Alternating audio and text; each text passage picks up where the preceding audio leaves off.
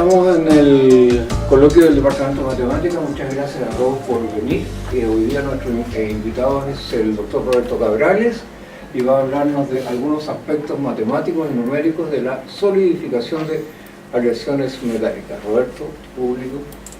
Gracias, Marco. Muy bien, muy buenas tardes a todos.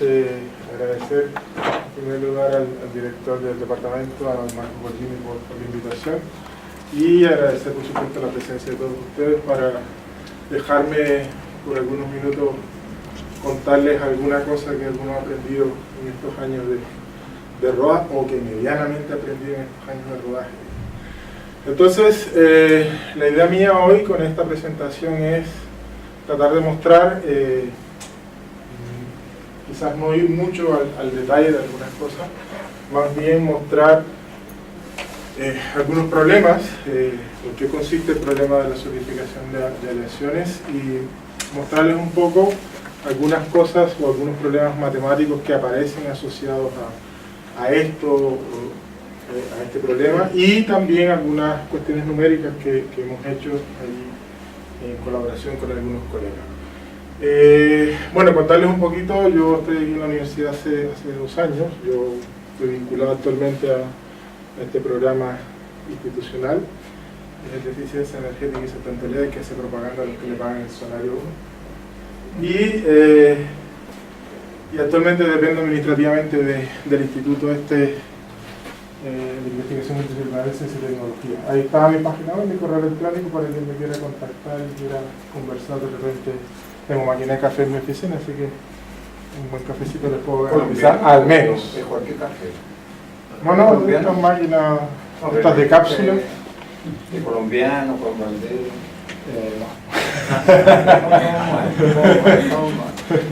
Aunque prefiero Melita, ya. Melita es más rica, para mí. Muy bien, tantos años en Brasil, ya me acostumbré al gusto más fuerte del café brasileño. Muy bien, entonces, bueno, esto es un poquito el orden de mi presentación. Hablarles un poco en qué consiste el problema de solidificación. Básicamente es mostrar el modelo que vamos a considerar aquí, que es un sistema de ecuaciones en derivadas parciales, digamos, y hablarles un poquito, como les decía, no entra mucho en detalle, un poquito de la física del asunto, de qué va esto. Y por supuesto hablar algunos aspectos matemáticos en los cuales he estado trabajando, así como algunas cuestiones numéricas y algunas cosas que están por ahí pendientes, algunas de ellas que están rodando y ejecutándose en este momento. Muy bien, entonces vamos allá. Bueno, lo primero es explicarles qué es la solidificación, en qué consiste este problema físico que les estoy hablando. Bueno, todos por supuesto han dejado en algún momento o han hecho hielo en la cubeta, colocan una agüita ahí, colocan la cubeta y después de un cierto tiempo tú vas y sacas el agua en cubos, el agua sólida, ¿ah? Y básicamente el problema que les quiero presentar hoy día es exactamente el mismo, pero en este caso yo me voy a concentrar en metales. Metales tanto puros, o sea, de un solo componente, como pueden ser metales de 2 o inclusive más componentes. De hecho, el modelo que yo voy a presentar es un modelo para 2 componentes. ¿Ah? Y algunas simulaciones que tengo son también para ese tipo de solidificaciones con 2 componentes. Entonces, básicamente, este es un problema en el cual lo que el modelo trata de describir es que yo tengo en un cierto recipiente algo, o un metal, ya sea como les decía puro o combinado con otros u otros metales en estado líquido, y le pongo ciertas condiciones y ese metal después de un tiempo está completamente sólido. Entonces lo que tratan de describir las ecuaciones que les voy a mostrar adelante es cómo es la dinámica o la física de ese proceso y cuáles son las variables importantes que uno considera aquí. Y cuáles son las interesantes aquí para mis colegas de ingeniería, son las que les gusta a ellos para hacer o diseñar las cosas importantes. Importancia de problemas de solidificación, por supuesto, va en el hecho de que tú debes de tener un control de estas variables para que la pieza final, por ejemplo, cuando fabricas pernos, tuercas o partes metálicas, la pieza final tenga las calidades que tú quieres y requieres. Supone que tú estás diseñando el fuselaje de un avión, la estructura de un avión, entonces tú necesitas que esas piezas presenten resistencia a la fuerza que le impone el viento. La otra vez veí un video de un aterrizaje en China, no sé si lo lograron ver en YouTube, iba aterrizando el avión y un viento de cola lo volteó, una vuelta entera, y por experticia del piloto, el piloto logró aterrizar. Entonces ahí se ve perfectamente cómo se curvan las alas y todo. Entonces ese tipo de esfuerzos a que es sometido la estructura del avión, la gente de ingeniería quiere que los materiales que conforman eso resistan ese tipo de esfuerzos y por supuesto para tener presente la seguridad de los pasajeros. Entonces, bueno, en primer lugar decir que la solidificación es un problema de muchas escalas, o sea, estamos hablando desde la llamada nanoescala, ahí les digo más o menos, estos son metros, más o menos desde qué orden de magnitud estamos hablando hasta la macroescala, que es la que uno ve visualmente, digamos. Y comentarles que, bueno, yo aquí pegué un par de figuras que tomé por ahí de una página de un tipo que se llama Vaughan Boller, que es uno de los más conocidos a nivel mundial en esta parte del modelamiento matemático de solidificación. Y más o menos lo mismo, aquí tú ves la escala de longitud y va mostrando algunos de los fenómenos interesantes que tú puedes considerar, que tú consideras para el modelamiento de la solidificación. Aquí lo mismo con la escala temporal, porque en la solidificación intervienen varias variables importantes y cada una tiene su escala temporal de evolución. Algunas cambian más rápido, otras un poquito más lento. Entonces es un problema desde ese punto de vista bastante complicado. Ahora, ¿qué es lo que ocurre hoy día? ¿O qué es lo que tú buscas? ¿O qué es lo que se ve generalmente en la literatura? Tú ves que hay gente que propone modelos para esta escala, que son modelos de dinámica molecular. Yo no, eso para mí es ciencia oculta, yo ahí no conozco nada, no he trabajado absolutamente nada ahí. Después hay modelos en la llamada microescala, que donde aparece la llamada, o quizás muchos de ustedes han visto lo que es el campo de fase. El campo de fase básicamente es una variable que te describe en qué fase estás, si estás en sólido o si estás en líquido. ¿Okay? Y es una variable que tiene su propia ecuación diferencial. Y el campo de fase, esta técnica se ha utilizado no solamente en solidificación, más también se ha utilizado en estructura y últimamente en modelamiento del cáncer. Se utiliza bastante para modelar crecimientos tumorales y todo lo demás. Es bastante versátil, digamos, es bastante versátil la técnica. Y también hay modelos para esta parte. En esta parte sí he leído un poquito más, no he hecho nada directamente, pero sí he leído un poco más.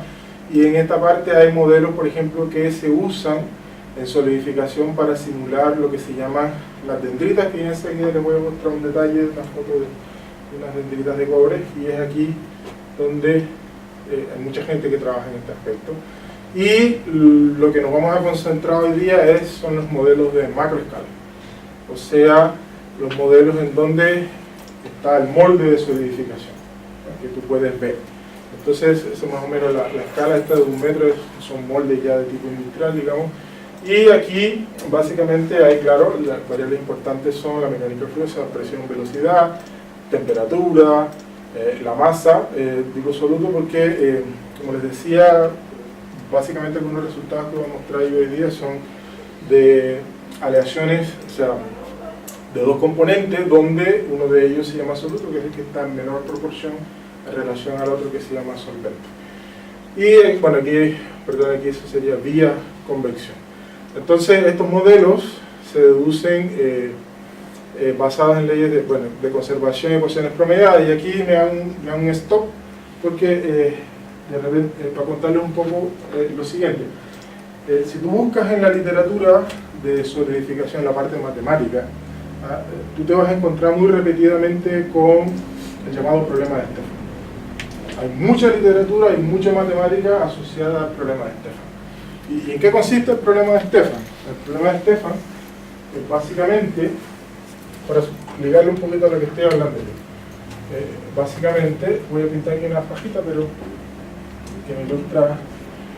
Básicamente, suponte que esto es agua, ¿okay?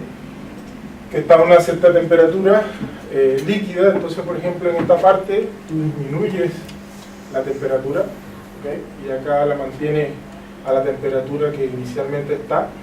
Y entonces, si esto está debajo del punto de congelamiento del agua, por ejemplo, debajo de 0 grados, lo que va a pasar es que aquí esto va a empezar a congelarse y esa parte o esa zona donde el agua está congelada va a empezar a avanzar. Total que después de un tiempo, tú tomas una foto aquí y tú tienes algo así, en donde esta parte está sólida y esta parte está líquida. Y aquí hay una interfaz que separa las dos fases, ¿okay? O los dos estados. Esto es lo que se llama, o lo que yo voy a llamar en la presentación, frente de solidificación. ¿Okay? Y el problema de Stefan tiene que ver con esto.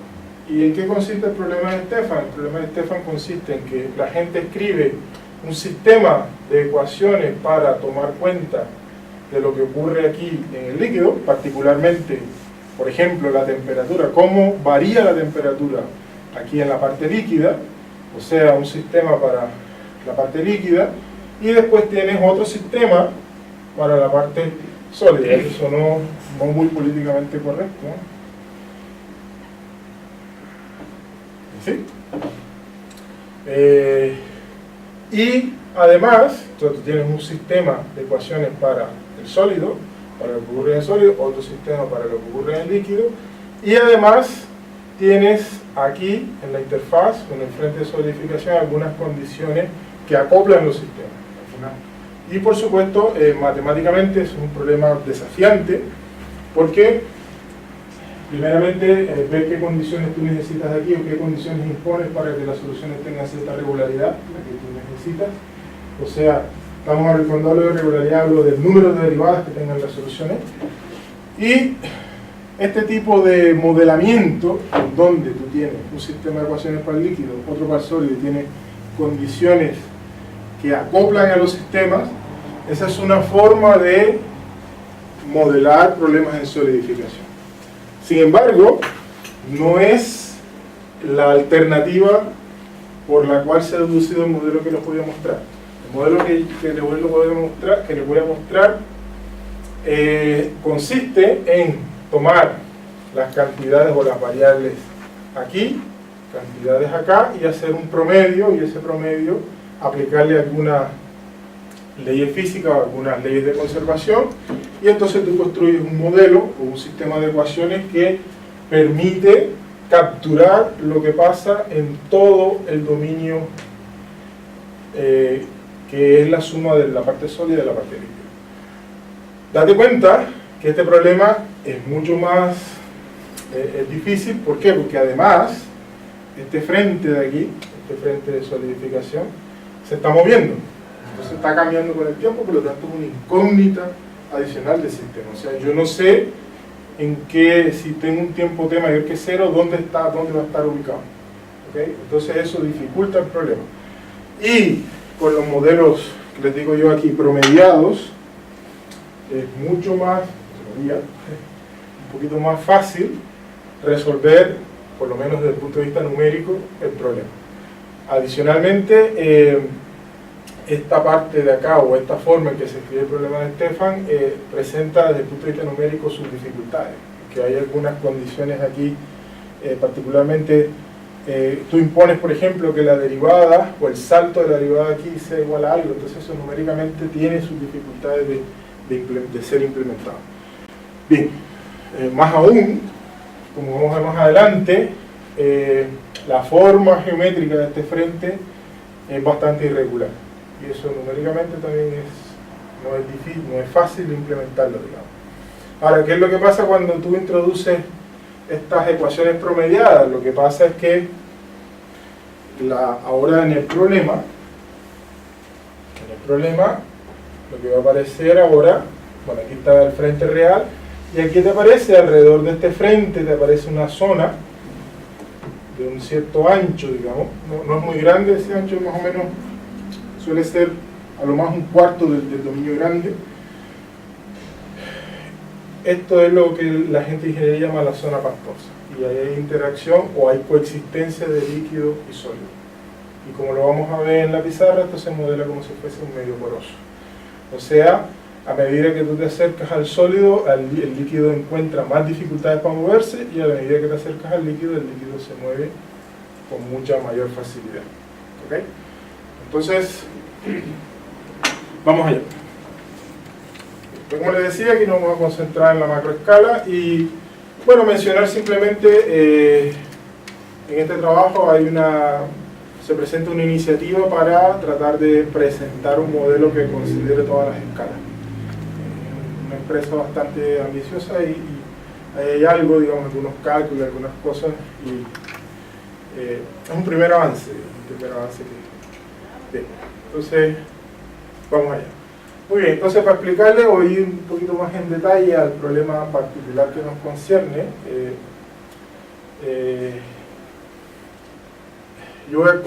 Consideremos este problema que está aquí. Como les decía, tenemos una cavidad rectangular y aquí inicialmente tenemos una aleación. Pueden pensar en un metal puro si quieren. Una aleación de dos componentes. Entonces, estos tres de aquí, estas tres partes, suponemos que esto está aislado térmicamente, o sea, no hay ni entrada ni salida de calor. Y aquí entonces esta pared empezamos a enfriar, empezamos a disminuir la temperatura.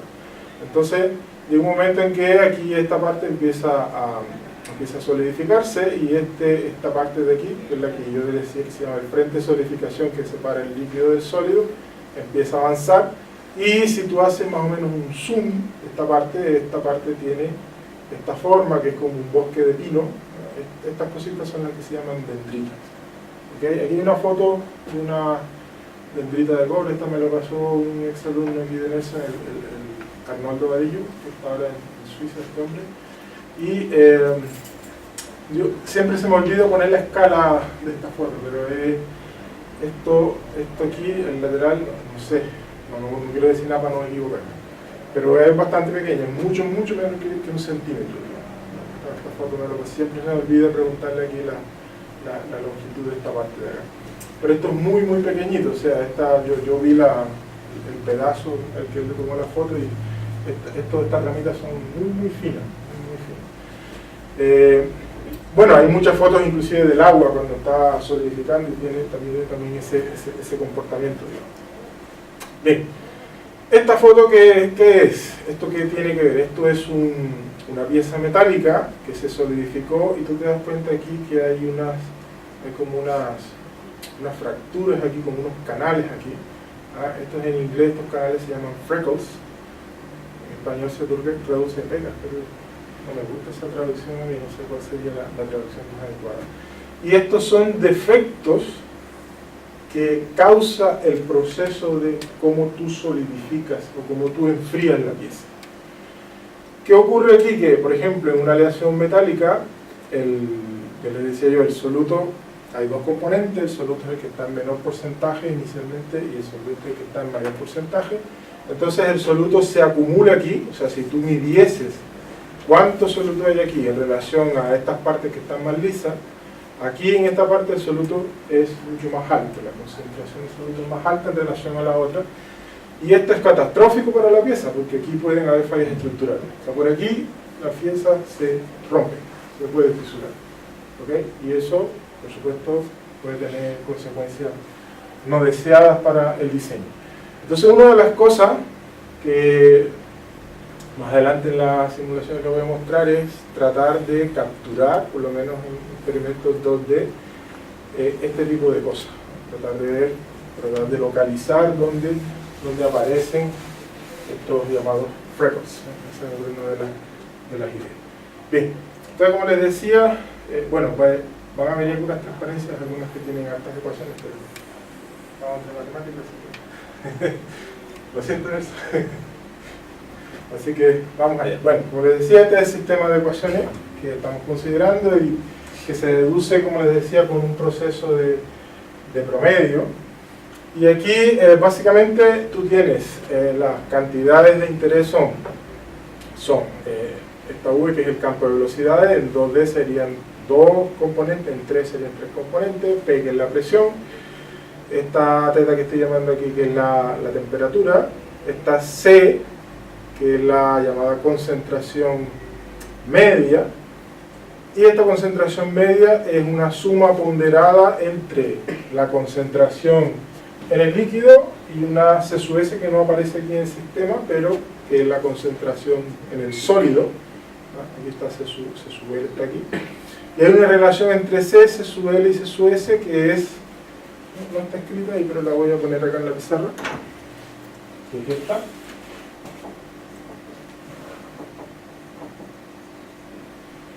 ¿Y quiénes son estos dos coeficientes que ponderan ahí? Esas dos funciones que ponderan ahí son la F sub L, la llamada función de fracción, la fracción líquida, y F sub S, la fracción, la relación entre F sub S y F sub L, por supuesto es que la suma de ambas es 1, son fracciones volumétricas, digamos. Entonces, y esta es la función que te dice dónde estás, si estás en el sólido o estás en el líquido. F sub S alcanza el valor de 1 en el sólido y 0 en el valor líquido, y F sub L es al revés. ¿Okay? Entonces, perdón, aquí H en la entalpía, esta H mayúscula, debía ser distinta. Lo que pasa es que nosotros los matemáticos H son los espacios de soles, entonces, pero bueno, la dejé con esa H ahí, ustedes me dan esa licencia. Entonces esta es la ecuación para la concentración, esta para la temperatura, esta es para la velocidad de presión, y date cuenta que aquí hay una condición adicional. Aquí este Q sub B, ¿qué es? Aquí fíjate que estoy definiendo o el dominio original, omega. Omega es, digamos, la cavidad, Q es el cilindro al que le añadimos la evolución temporal, o sea, es el cilindro temporal, omega cruz 0t, T mayúscula es el intervalo de cálculo del tiempo, y aquí ese omega se divide en 3 dominios que van cambiando a medida que el tiempo va pasando. Este omega, el dominio de cálculo, se divide en omega sub S, que es el dominio sólido, omega L, que es el dominio completamente líquido, y esta parte que yo rayé aquí, que la llamo omega M, no, M nomás, M, o sea, M de Mushi, ¿no? Ahí. Que es lo que les decía, que es la zona que aparece por el proceso de modelamiento, el proceso de promedio. Esta no es una zona de la física del problema, sino que aparece por el procedimiento de promedio. Entonces, el omega ml es simplemente la unión de omega m y omega l, o sea, todo esto que está acá, todo esto que está aquí es el omega ml. Y entonces es en ese dominio que va cambiando con el tiempo. Recuerda que estos dominios yo no los conozco, tengo que irlos calculando a medida que vaya el tiempo. Es ahí donde valen, o donde imponemos las ecuaciones estas que están acá, que son las ecuaciones de mecánica del fluido, que si tú te das cuenta son ecuaciones de tipo Navier-Stokes, salvo por este término que está aquí, que es un término que se llama de Karman-Kosenek, de una relación empírica que está muy cuestionado y tal por ahí, pero bueno, es el que vamos a utilizar y que tiene esta forma, con esta función f sub i dada por este cociente que está acá. ¿Okay? O sea, si tú quitas este término de aquí, esas son las ecuaciones de Navier-Stokes, y estas por supuesto representan las fuerzas externas, que en este caso son dadas por la aproximación de Boussinesq, que depende tanto de la temperatura como de la concentración líquida. ¿De acuerdo? Y fíjate que estamos imponiendo que en la parte que es sólida, o sea, donde no van las Navier-Stokes, estamos suponiendo que la velocidad es 0, o sea que ese sólido se queda ahí y no cambia. Eso en la realidad no es exactamente así, porque y esa es una falencia del modelo, digamos, porque puede pasar que tú tengas, por aquí por ejemplo, tengas algo así sólido, por ejemplo, y el movimiento de este fluido, esta parte la puede romper, ¿no? Y este pedacito se cuela aquí, se funde de nuevo y se transforma en líquido. Eso el modelo no lo está considerando. ¿Okay? Estamos pensando que si yo me convierto sólido, yo me quedo sólido, no me cambio nuevamente a líquido. ¿Okay? Entonces, por eso se impone esta parte de acá. Y por supuesto, bueno, adicionalmente, para cerrar el sistema, porque fíjate que hay un montón de variables, para cerrar el sistema está hay algunas relaciones termodinámicas que son dadas por el diagrama de fases. Este es un diagrama típico con una relación binaria. Aquí tenemos en el eje horizontal la concentración, en el eje vertical tenemos la temperatura, y tenemos estas líneas que yo le puse aquí, líquidos, sólidos. Entonces, si tú me das un par, una de cierta concentración, para un punto, ese diagrama te permite decir si ese punto que tú me das está en el líquido, o está en el sólido, o está en la zona térmica. Conociendo, por supuesto, para ese punto, sabiendo cuánto vale la concentración y cuánto vale la temperatura. Entonces, todo lo que está de aquí arriba es líquido, esto que está aquí es la parte de mezcla, para acá también, y lo que está aquí, que es la parte sólida. Esto de aquí es la llamada temperatura de fusión, esta es la llamada temperatura eutéptica, aquí es donde da origen el cambio de fase. Para metales puros, generalmente estas dos temperaturas son iguales. ¿Okay? O sea, en metales puros la concentración no es estática. ¿Okay? Bien, entonces con este diagrama podemos calcular la fracción de sólido, que por supuesto tú te das cuenta que entra acá, principalmente en este término. Muy bien, entonces preguntas matemáticamente, hay muchas preguntas matemáticas. La primera pregunta natural es, bueno, existencia y unicidad de solución de todos los tipos, débiles, fuertes, regularidad de solución, cuántas derivadas tienen esas soluciones que yo calculo en 2D y 3D. Por supuesto, como aquí están las ecuaciones de Navier-Stokes, tenemos la limitación del problema tridimensional. Tenemos el problema del milenio, que está abierto del millón de dólares de Berkeley, si alguien lo quiere resolver. Lleva, ¿cuánto? Desde la época ay, se me olvidó el nombre de este muchacho, de este francés, de la década del 30. Desde ese trabajo no ha habido demasiados avances en cuanto a significativos para responder qué es lo que pasa con las soluciones de la Navier-Stokes en todo, si tú consideras todo el intervalo temporal, digamos. Localmente, o sea, si tú te concentras en un pedazo, o sea, si esto está igual a 0 y todo esto es el eje temporal, si tú te concentras en un cierto intervalito de tiempo, tú puedes garantizar la unicidad aquí. Pero si tú tiras el T más grande, ahí ya las cosas, los argumentos se caen y no funciona absolutamente nada. En 2D está todo resuelto, todo se conoce, está todo bien.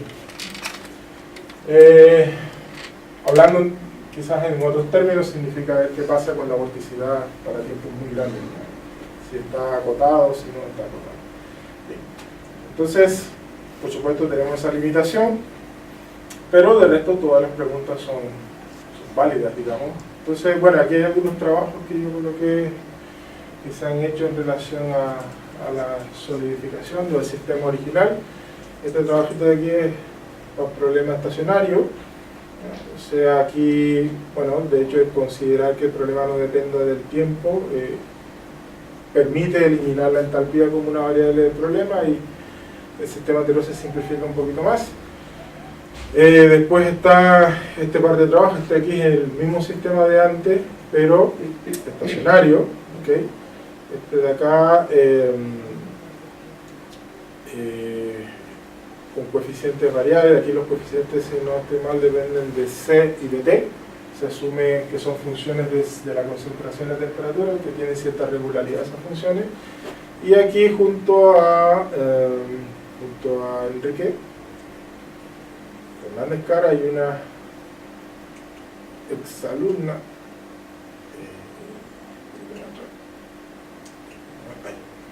junto a Gema, una alumna de Enrique. Aquí es existencia, me disculpo. El modelo que nosotros consideramos no es exactamente el mismo que les presenté antes. Nosotros hicimos una trampa ahí y quitamos H y pusimos teta. Y quitamos H por una cuestión muy simple, no sabíamos qué hacer con H. No sabíamos cómo calcularla o cómo estimar la derivada temporal si teníamos H. No nos funcionaban los argumentos usuales, digamos. Entonces, no sabíamos qué hacer con H, entonces Enrique propuso, olvidémonos de H, pongamos teta y hagamos para adelante para tratar de hacer las cosas. Entonces es este mismo modelo, pero aquí en ese trabajo aquí no es H, aquí es teta. ¿Okay?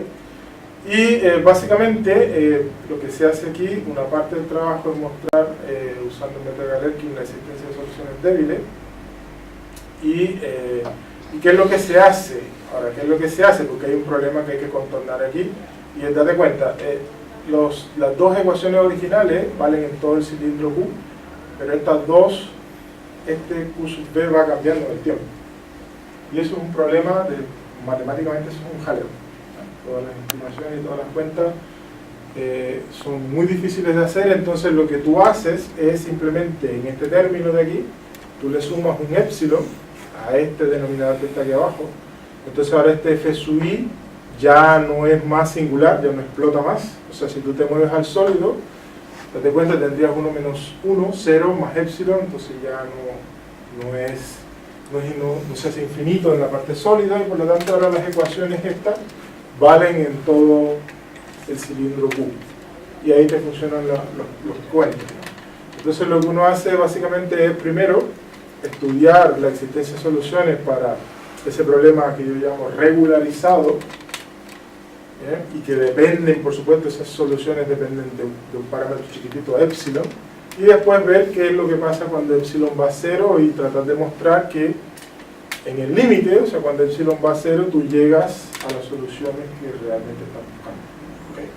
Eso es básicamente lo que se hace. Los otros trabajos hacen lo mismo. La única diferencia es que este trabajo de hacer la regularización la hacen usando convolución. Pero la idea es la misma, la técnica, la idea es la misma, no la técnica, la idea es la misma. Que ahí está expresado qué es lo que se hace. ¿Okay? Básicamente el procedimiento que se hace para mostrar la existencia de soluciones débiles. Bien. Algunas cosas más. ¿Qué más hicimos aquí en esta parte? En este trabajo tratamos de ver o plantear un problema de control, y es por eso que acá en el modelo yo puse aquí este par de cosas en azul.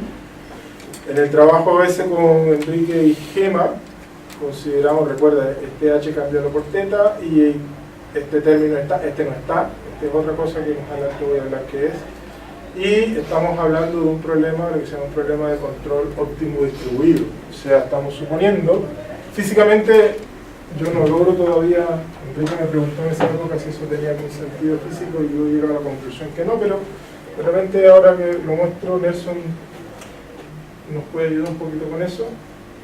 Entonces tú tienes aquí el dominio, entonces lo que estamos suponiendo es que aquí tú tienes un dominio más chiquitito, omega, y entonces lo que estamos suponiendo es que en omega tú puedes actuar de alguna forma, ¿no?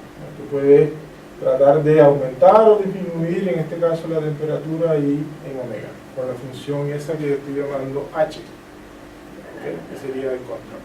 Y para tratar de alterar el comportamiento del sistema, para que el sistema se comporte de cierta manera.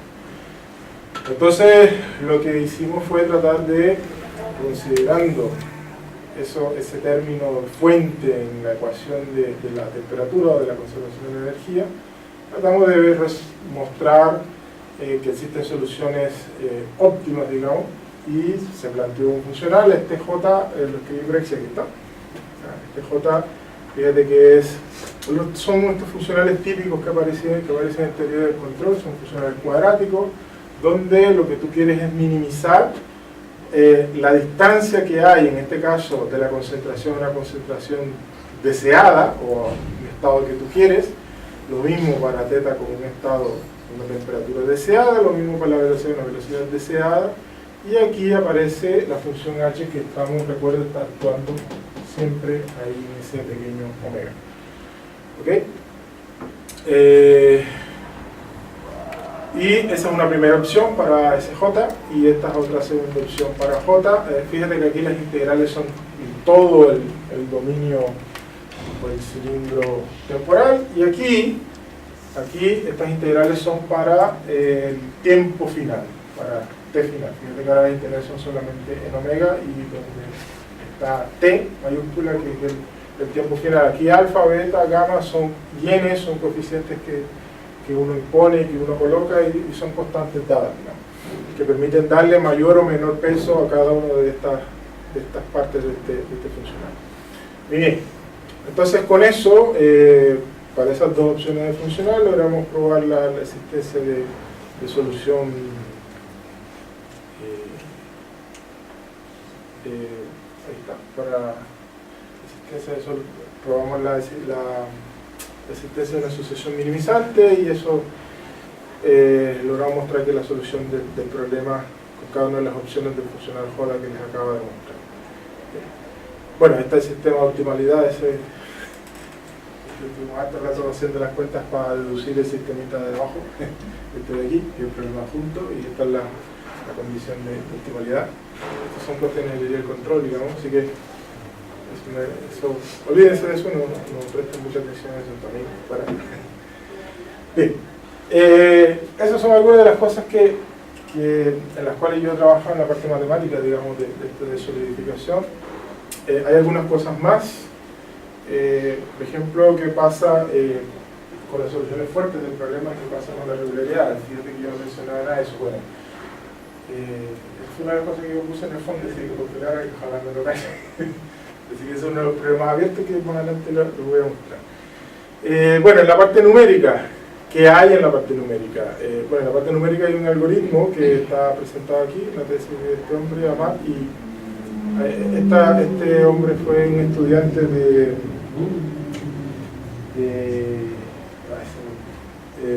Michel Rapaz, que también es uno de los nombres que encuentras en el modelamiento de la solidificación, que lo encuentras muy consecutivo, así como con otro que se llama Christoph Beckerman, que trabaja en Iowa, en Estados Unidos.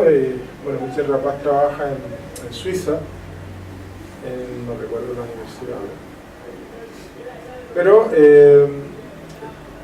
Amat fue alumno de él y es un trabajo donde hay mucha gente, hay una escuela francesa, hay también varios franceses ahí involucrados, con Hervé Combo, que también te lo encuentras en muchos trabajos que tienen que ver con solidificación, y ellos diseñaron un algoritmo. Ellos usaron elementos finitos y ese algoritmo nosotros lo que hicimos con eso, hicimos un trabajo en el cual, bueno, algo yo había hecho en la tesis doctoral también. Lo que hicimos fue tomar la discretización de ese problema y usar lo que llamamos aquí CBFEN, que es una mezcla, un híbrido entre elementos finitos y volúmenes finitos, ¿okay? Y logramos generar algunos resultados y ahí publicamos algo, el problema 2D, y tenemos el problema 3D pendiente que yo hago y me da culpa, yo tengo los resultados y no los he escrito bien, así que me da culpa para el presentador. Y bueno, básicamente el algoritmo de cálculo es secuencial, digamos. Primero calcular la velocidad de la presión, después la entalpía y así sucesivamente, y iterar o barrer en estos pasos hasta que tú cumples cierto criterio de convergencia. Ese es básicamente el problema, y aquí lo que se resuelve es el problema regularizado, o sea, con aquel f sub i dependiendo de epsilon, o sea, el denominador sumándole epsilon. Vale, ya a menos 5 basta. Yo no tengo los resultados aquí, pero si alguien los quiere ver, yo he hecho algunas simulaciones cambiando este valor de epsilon, y si tú sigues disminuyendo epsilon ya no cambian demasiado los cálculos. Con ya a menos 5 está bastante bien. Bueno, aparte de este también se han usado elementos finitos, volúmenes finitos, diferencias finitas, varias cosas. Bien. Entonces, bueno, eso es lo que les quería mostrar. Ahora quería mostrarles algunos videos. Bueno, antes de esto, permítanme volver acá y explicar un poquito qué es este de acá, este F sub L de aquí. F sub L es porque hace 1 o 2 años quizás, yo me encontré una tesis doctoral por ahí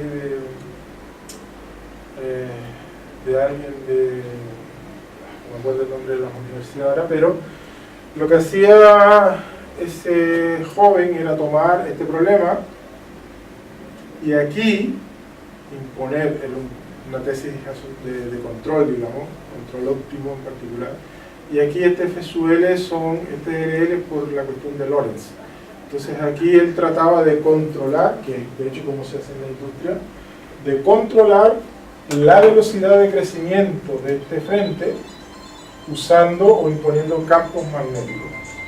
¿Okay? Eso es lo que se hace en la industria. O sea, tú, la velocidad a la gente de ingeniería le interesa muchísimo y es crítico cómo o qué tan rápido va avanzando ese frente. Y también la forma de ese frente.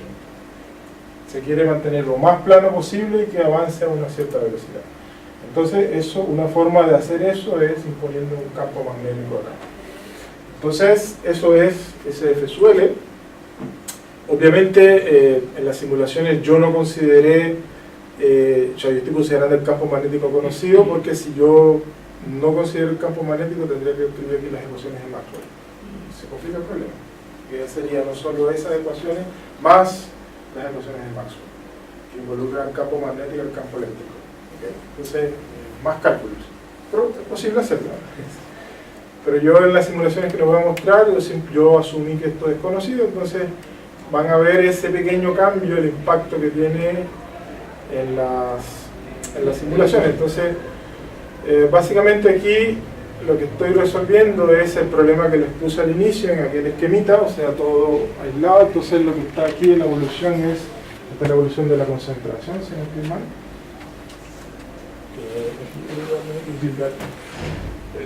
Me voy a disculpar ante relación con el video porque yo lo probé allá y no sé por qué los colores se me desbarajustan todos. No deberían darse esos cambios. Yo lo probé en el computador de un amigo mío, se veía impecable. Aquí no sé por qué parece que es con la versión del Reader que no respeta mucho las cosas. Pero entonces tú te das cuenta que, bueno, esas son las velocidades ahí lo que van dando. Y tú te das cuenta, de acuerdo a esta escala de colores, esta parte azul, fíjate que aquí esta parte se va volviendo azul y esta parte de acá arriba se va volviendo roja. Eso es lo que se llama macrosegregación, o sea, la concentración que originalmente se supone constante, a medida que la solidificación avanza, cambia y se redistribuyen los valores. Entonces, aquí disminuye y acá aumenta. Y eso es lo que origina las fisuritas que les puse al inicio, esos freckles. Eso es lo que está por detrás de la formación de eso. ¿Okay? Entonces, bueno, aquí está la foto. Esto es sin campo magnético, ¿viste? Con campo magnético. Cambia completamente la distribución del soluto. Si tú te das cuenta, las diferencias que hay, aquí es 0,41, aquí es 0,56, aquí es 0,47, aquí es 0,48. Entonces lo mantiene bastante homogénea aquella en relación a esta, digamos. Y obviamente eso depende de la intensidad del campo magnético. Aquí te estoy poniendo quién es el FSUL, el valor de sigma sub E, y ahí el B, y ahí está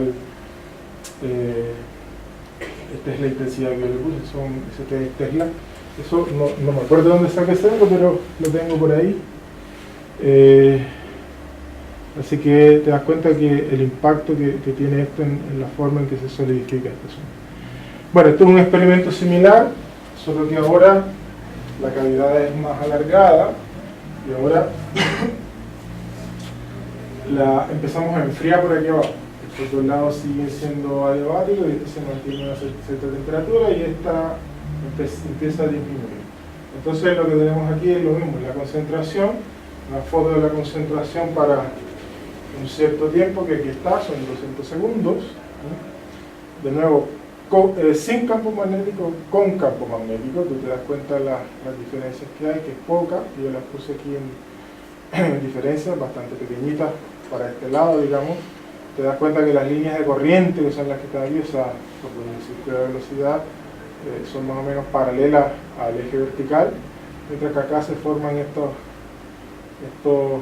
rollos aquí, estas áreas de convección o de recirculación del fluido, y aquí date cuenta aparece esos canales de los cuales les comenté al inicio. Aquí está el origen de los llamados FREX. Solo un comentario en relación a esto. Hay gente que estos son problemas de estabilidad hidrodinámica, digamos. Yo creo que todos han visto cuando hierven agua, empiezan a salir las burbujas. Es un problema de estabilidad hidrodinámica. Lo que pasa es que tú pones el agua, cuando la pones, el fluido está alineado en capas, es un fluido laminar, está alineado en capitas. Cuando tú empiezas a calentar aquí, aparece la convección, y la convección desestabiliza todas esas capas. ¿Okay? Y cuando tú solo consideras temperatura y velocidad, el problema es que a los matemáticos les gusta llamar problema de Business. Y hay un libro, de hecho, de Chaplaseca, de estabilidad hidrodinámica, que habla de eso, hay fotos y todo, bien bonito. Y hay algunas personas que se han preocupado de tratar de ver qué pasa aquí usando técnicas de estabilidad. Las técnicas que usa esta gente son básicamente expansiones en serie y consideradas términos hasta cierto orden y ver cuál es la diferencia de temperatura crítica a partir de la cual, si es mayor si la diferencia de temperatura de aquí supera un cierto valor, entonces aparecen estas cuestiones de convección y para abajo no aparecen, ¿no? En el caso de que solo hay y hay números asociados en relación a eso. Bueno, es todo un área bastante bonita, digamos.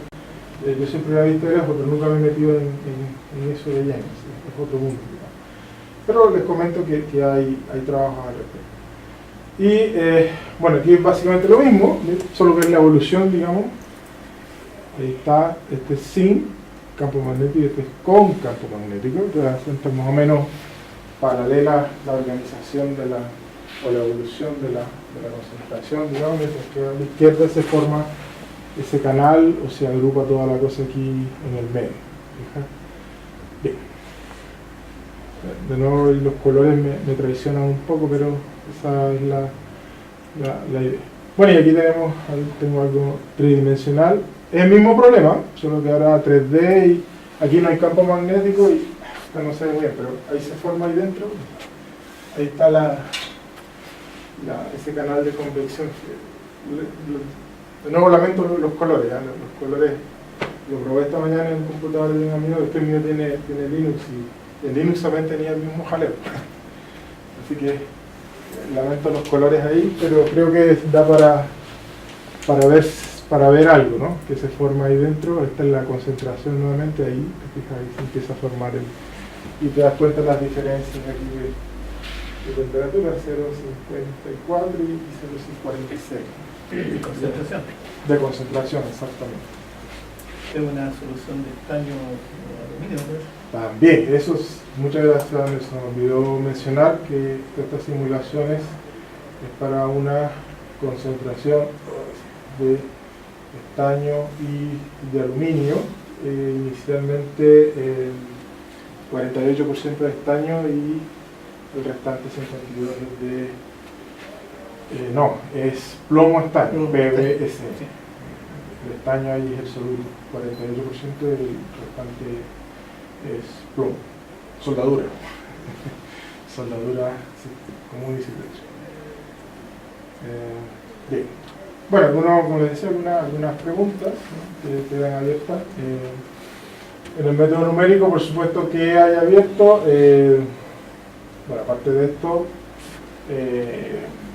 aparte de estas cosas que yo puse aquí, el esquema anterior, una de las cosas que hay que hacer es mostrar la estabilidad del esquema, orden de convergencia del esquema. Eso es lo que también propuse en el fondo. Así que por eso no lo he hecho. Si no sale, pues hay que hacerlo. Y algunas cosas más, como les decía, este es el trabajo que les decía de estabilidad, tiene que ver con estabilidad hidrodinámica. Y gracias por su atención, perdón la candidata. Sí.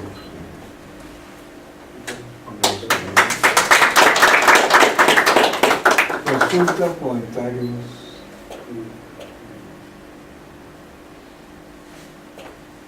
En esa lámina 5, no sé si se vuelve. Sí. La pregunta que me hiciste. ¿Qué podría ser ese H sub? Claro, eso de ahí. H sub 1 o 1. Y esa es la ecuación clásica de energía, donde va a estar en el transiente, cambio de energía interna, el que sigue es transporte por convección, y el que sigue menos K, ese es transporte por difusión.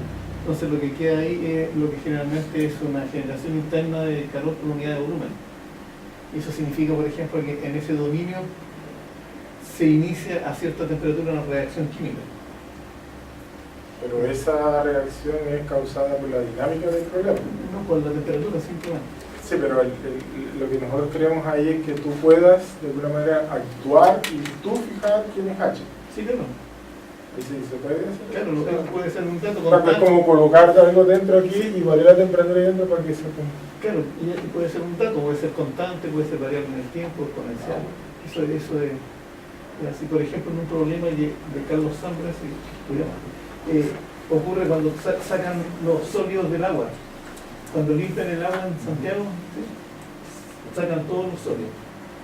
Los ponen en así como montañitas chicas, y con el tiempo se generan autorreacciones. Y eso empieza a entrar porque le agregan madera, simple madera, para darle la forma de una pirámide. Y pasa un año y eso empieza comienza una autoignición y se empieza a quemar. Y salen contaminantes, contaminan todos los campos. Se hace de forma automática por reacciones químicas a veces o por reacciones biológicas.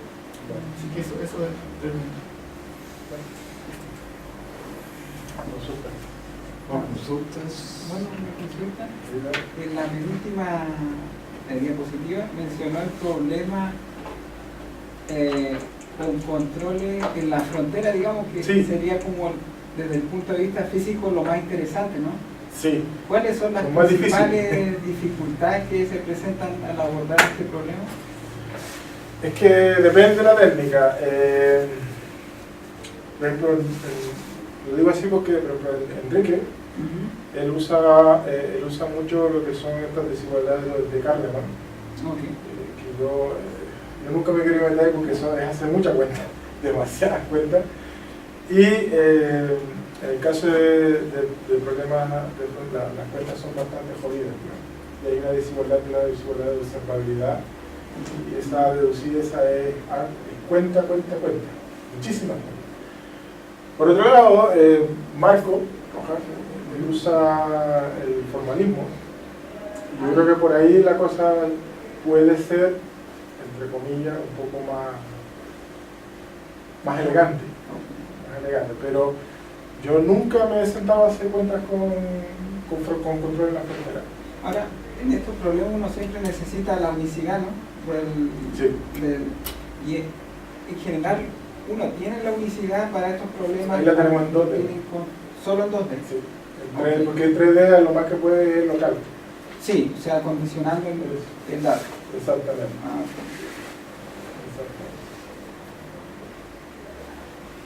¿No consultas? ¿Comentarios? Agradecemos de nuevo Roberto por su disposición.